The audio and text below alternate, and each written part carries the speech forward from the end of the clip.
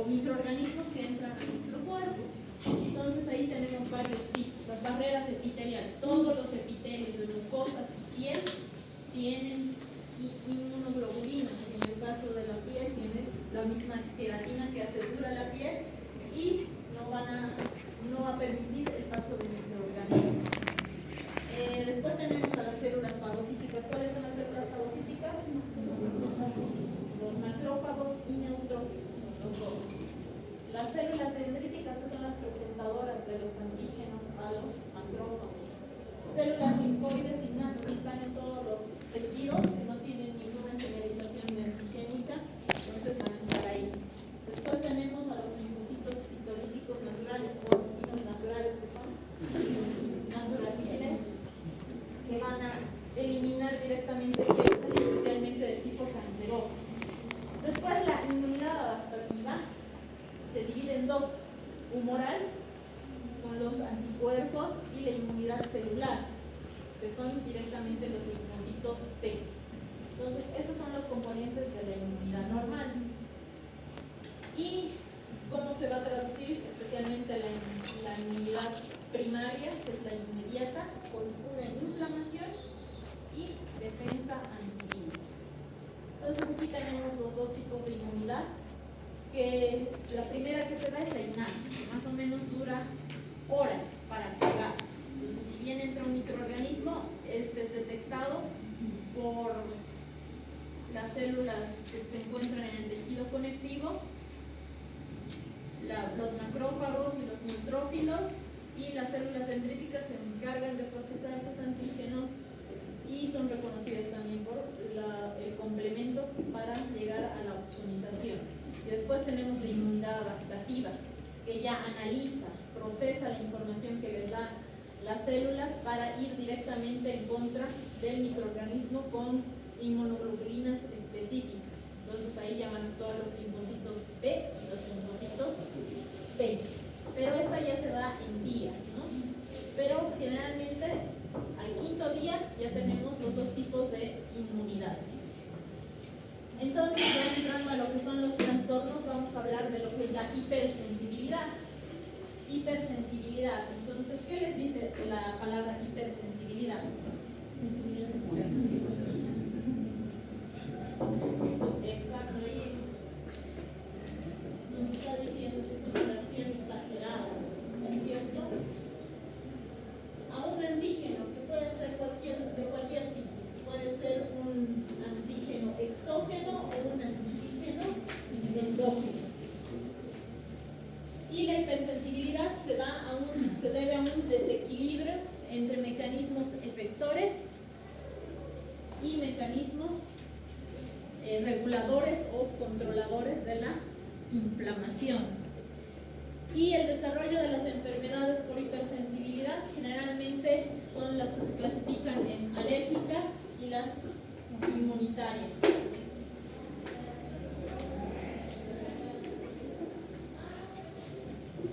Entre las inmunitarias tenemos a las que son autoinmunes, es decir, nos atacamos a nosotros mismos.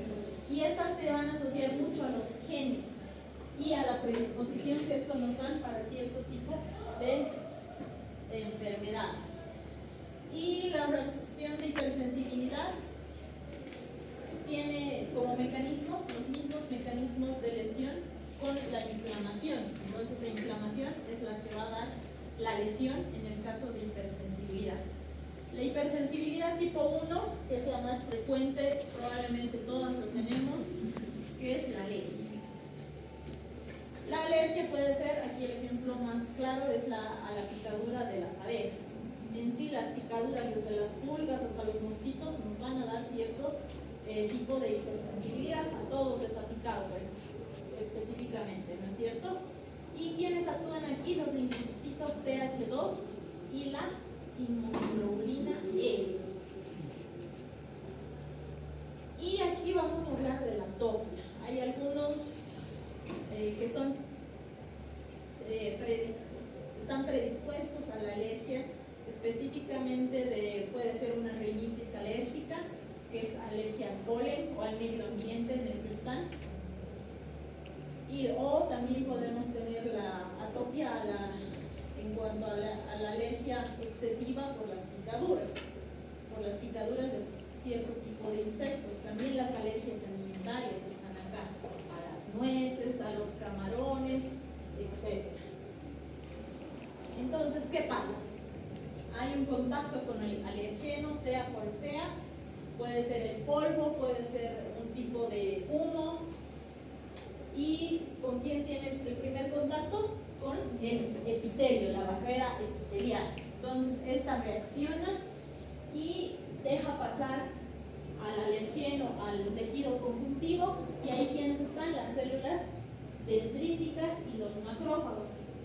Entonces, un linfocito virgen toma en cuenta este alergeno y empieza a secretar lo que son las interleucinas. Las interleucinas son las que fomentan la inflamación. Específicamente la interleucina que va a actuar en este momento es la interleucina 4. Esta interleucina 4 va a activar a los linfocitos B y a los linfocitos TH2. Estos linfocitos se activan y empiezan a reconocer partes de este alergeno y los toman como antígenos. Entonces, las interleucinas que se secretan, la interleucina 4 va a activar a más linfocitos B, la interleucina 5 a los linfocitos TH2 y la interleucina 13 va a realizar los síntomas, por ejemplo, la excesiva secreción de moco. Por ejemplo, algunas personas son más, tienden a tener en ciertas estaciones rinorrea excesiva. ¿Por qué? Porque en la primavera, por ejemplo, las flores empiezan a florecer y el polen está en el medio ambiente. Y ellos a pequeñas cantidades de este polen van a reaccionar de manera que van a producir rinorrea, teniendo una rinitis alérgica. Y también se va a estimular a los linfocitos B a que se conviertan en células plasmáticas. Y estas células plasmáticas, ¿qué van a secretar? La inmunoglobulina E. Y esta va a ir a estimular a los mastocitos que se van a empezar a degranular.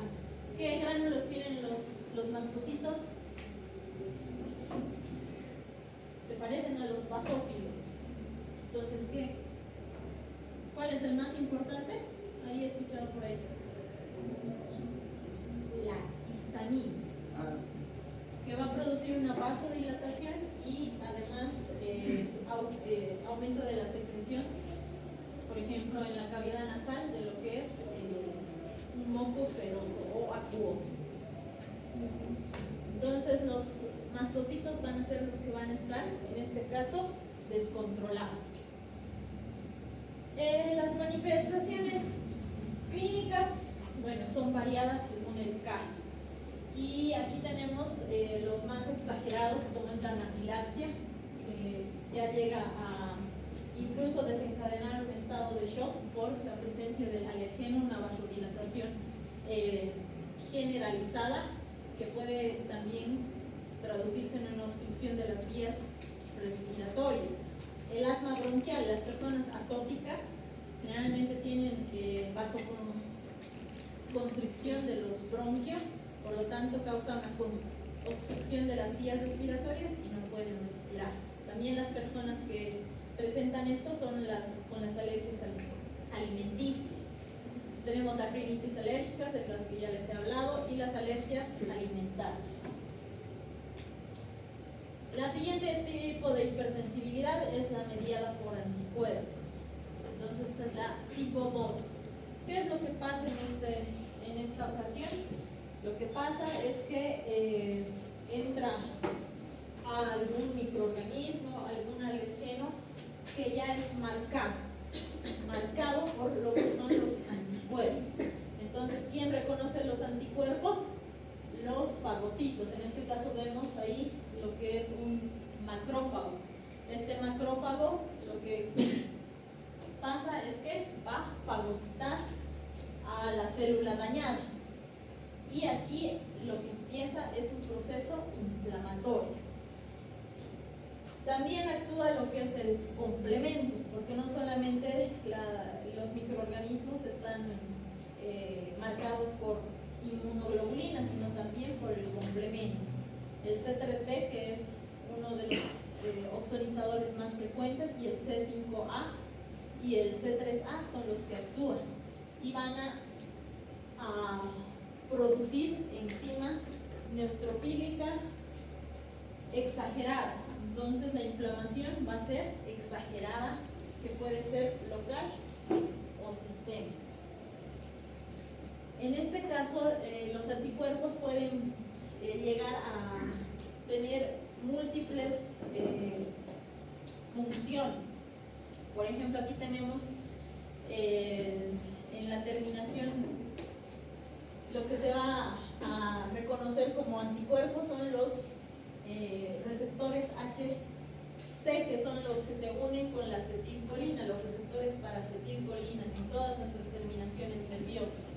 Entonces aquí el anticuerpo se va a unir a estos receptores y va a impedir que la acetilcolina se una normalmente con el receptor, lo que va a producir disfunción a nivel de músculos. Por ejemplo, no va a haber una buena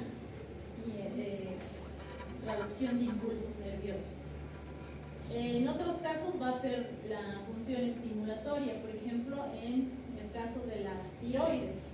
En la tiroides se van a generar anticuerpos contra el receptor de TSH, que es la hormona estimulante de tiroides, y el receptor con el cual se va a unir el anticuerpo va a producir lo que es una estimulación, va a reconocer este anticuerpo como la hormona, que va a producir el aumento de la producción de hormonas tiroideas T3 y T4, y vamos a tener lo que es un hipertiroidismo.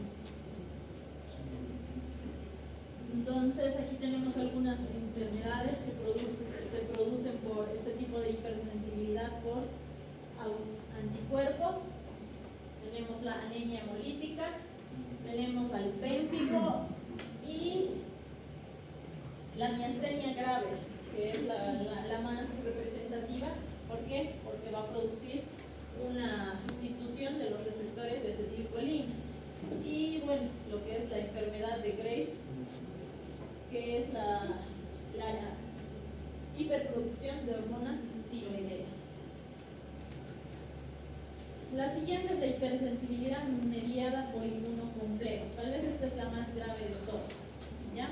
¿Por qué? Porque tenemos un complejo antígeno-anticuerpo, pero son tantos antígenos, tantos complejos, que van a ir a depositarse a diferentes órganos. Por ejemplo, pueden ser en riñón, que es el más común, puede ser la piel, produciéndose un lupus eritematoso sistémico, y que produce una necrosis o vasculitis de tipo fibrinoide. Ahí tenemos el vaso sanguíneo, y si ven, alrededor hay un halo rosado, y ese halo rosado es la necrosis de tipo fibrinoide. Las enfermedades, en primer lugar está el lupus eritematoso sistémico, después tenemos la glomerulonefritis postestreptocócica y otras enfermedades que se reconocen como autoinmunitarias. Por ejemplo, tenemos la artritis reactiva o la enfermedad del suelo. Y finalmente tenemos la hipersensibilidad mediada por linfocitos, es la tipo 4. ¿Qué linfocitos? Los linfocitos TCD4 y los TCD8. Esta es una hipersensibilidad retardada y se da generalmente a una reacción tisular a antígenos administrados a sujetos inmunizados. Por ejemplo, tenemos la vacuna de la rabia.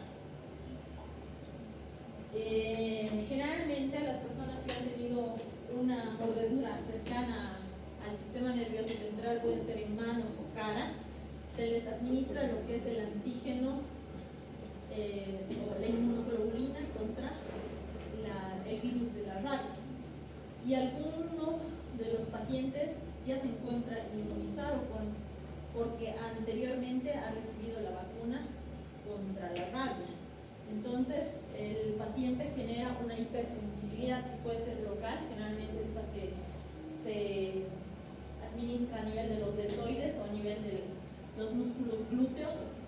entonces la persona va a generar la hipersensibilidad a partir de las 24 a 48 horas. No es inmediato como la alergia. La alergia ni bien entra el antígeno, reacción. Entonces esta ya es más retardada. ¿Por qué? Porque actúan los linfocitos, que son componentes de la inmunidad adquirida. Vamos a tener dos tipos. Una inflamación mediada por citocinas, donde actúan los linfocitos CD4, y la citotoxicidad mediada por linfocitos T. Ahí no sé qué ha pasado, pero son los CD8, los citotóxicos. El caso de los linfocitos TCD4, la principal interleucina que va a intervenir es la interleucina 17, que va a producir un proceso inflamatorio agudo que posteriormente se va a traducir en fibrosis. Y los linfocitos TCD8, que son directamente los que van a ir a promover la muerte celular por grancinas, perforinas en la célula dañada. Entonces son cuerpo a cuerpo estos linfocitos. Aquí tenemos otro tipo de enfermedades que también se las considera en el caso autoinmunitario. La artritis reumatoide y la diabetes tipo 1 son las que son más, y la psoriasis son las que son más importantes en este caso.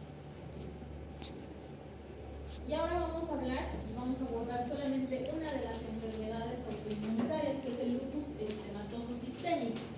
El lupus eritematoso sistémico es una enfermedad reumatológica, entonces está contemplado entre las enfermedades reumatológicas, es porque afecta a las articulaciones. El lupus en latín está asociado con el lobo. No entiendo muy bien esa asociación, pero los médicos antiguos creían que la piel se parecía a la piel del lobo, pero no tiene mucha asociación. ¿Ya? Después, el eritematoso, ¿qué significa? Que hay enrojecimiento, ¿no es cierto? Entonces, se asociaba al hecho de que afecta a la piel, específicamente a las mejillas. Sí, el eritema en forma de mariposa. Y sistémico, ¿por qué? Porque afecta a cualquier órgano. Todos los órganos pueden ser afectados por el lupus eritematoso sistémico. Incluso tenemos que esta enfermedad está asociada a grupos específicos genéticos que tienen el HLA-DQ y hace que estos individuos que tienen esta mutación generen anticuerpos anti-DNA, que son los que son protagonistas en el lupus eritematoso. También hay ciertas personas que tienen deficiencias en los componentes del complemento. El complemento ayuda a eliminar los inmunocomplejos. Y hay fracaso de la autotolerancia. ¿Qué es la autotolerancia?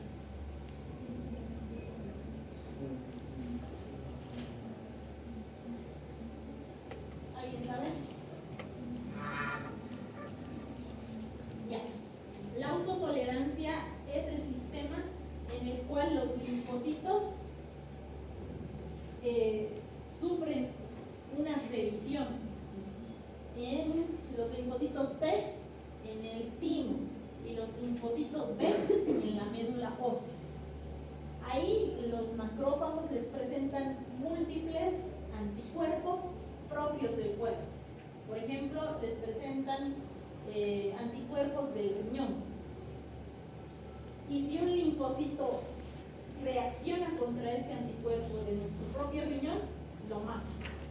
Los macrófagos se encargan de eliminar a ese linfocito.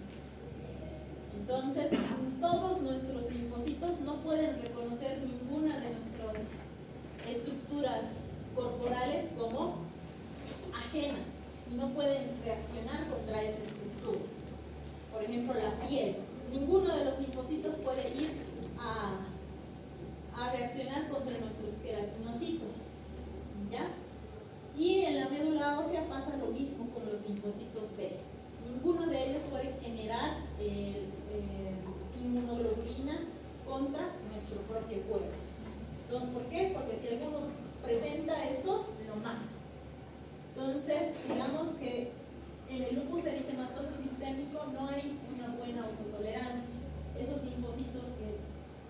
accionan contra nuestro propio cuerpo siguen libres y pueden ser activados en cualquier momento.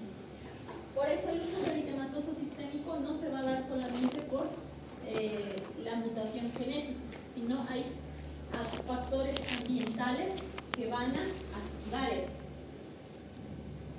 Antes de examinar eso, vamos a ver que en el lupus eritematoso sistémico vamos a ver una serie de autoanticuerpos, especialmente anticuerpos antinucleares, anticuerpos anti-DNA, BS, que es más específico para ver el grado de severidad de la enfermedad, anticuerpos anti-SN, anticuerpos que son específicos para ribonucleasas, ¿ya? Pero tienen SM por Smith, que fue el que los descubrió. Después tenemos anticuerpos antifosfolipídicos. ¿Dónde están los fosfolípidos? En las membranas. Después tenemos la carencia del complemento, específicamente C3, C4 y el CH50. Y la prueba de COMS. Ustedes están pasando al laboratorio, algunos de ustedes. Entonces, ¿qué es lo que va a buscar? Presencia de autoanticuerpos anti-eritrocitados. Entonces, ¿cuál es la sintomatología que vamos a ver en el lupus eritematoso sistémico? Ahí tenemos la más frecuente, que es el eritema malar. Si bien esta enfermedad es más frecuente en mujeres, es 10 veces más frecuente en mujeres, por cada 10 mujeres que se enferman, solo hay un hombre que llega a tener el lupus. Y son mujeres en edad fértil, por lo tanto, está ligado a la presencia de estrógenos activos también esta enfermedad.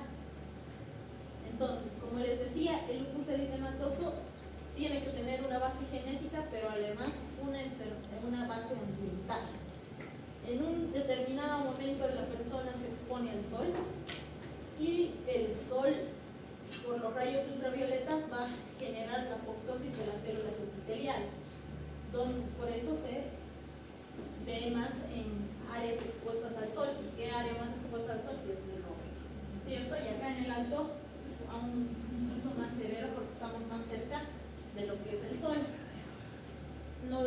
Del mismo modo podemos tener placas a nivel de brazos, que también es un área expuesta al sol. Entonces, los síntomas son muy diversos, pero los más frecuentes se dan a nivel de la piel. Puede haber una fiebre de origen desconocido, no tiene infecciones, pero presenta fiebre.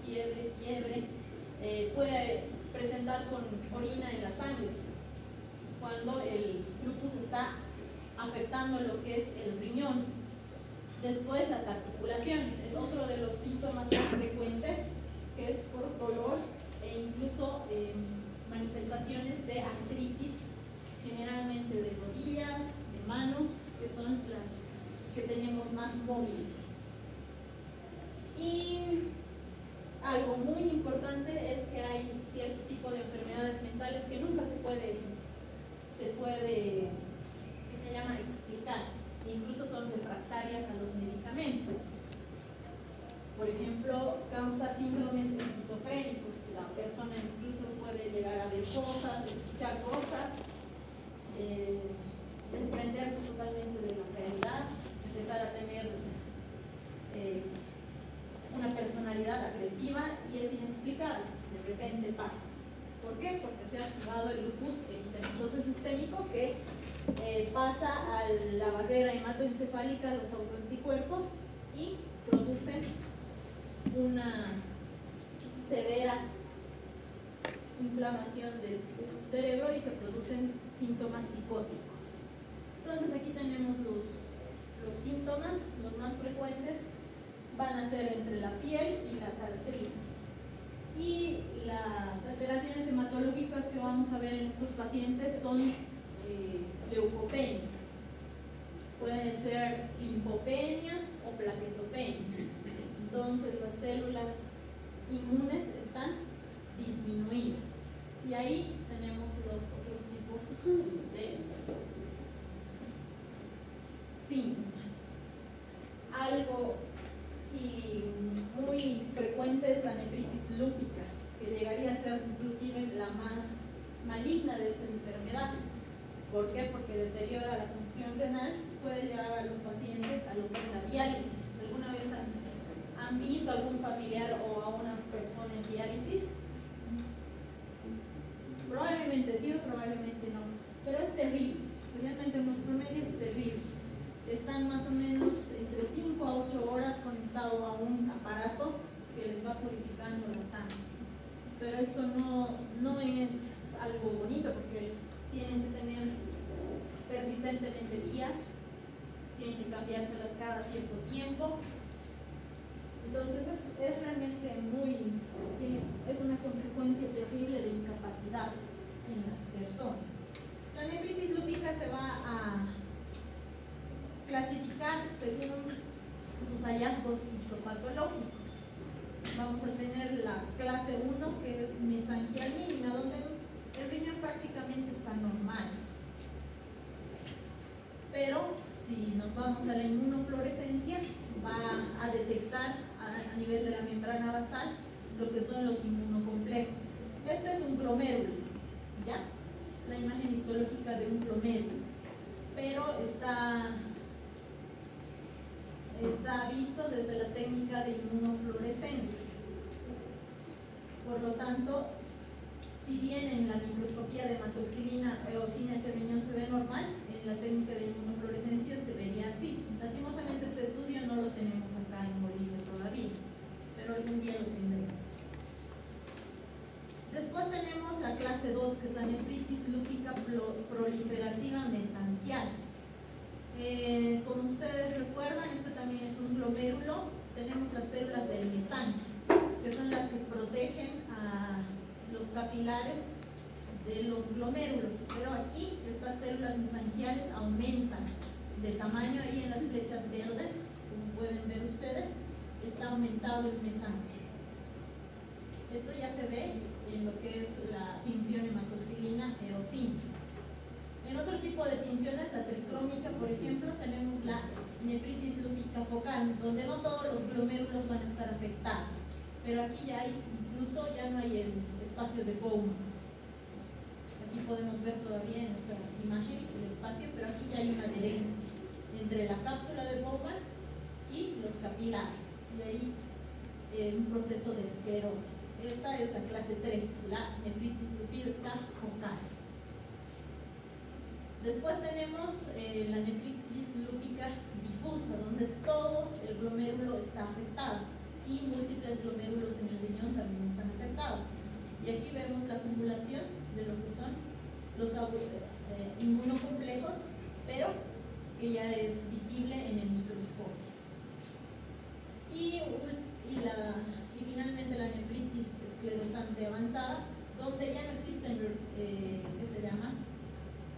Glomérulos. Todos los glomérulos están completamente esclerosados. Aquí ya no sirve el riñón. Y cuando inicia el tratamiento por diálisis, ya inicia en la clase 3. Entonces es peligrosa la nefritis lúpica. Y vamos a ver hasta acá. Tenemos múltiples enfermedades más, pero son muy raras. Y lo más importante es hasta la nefritis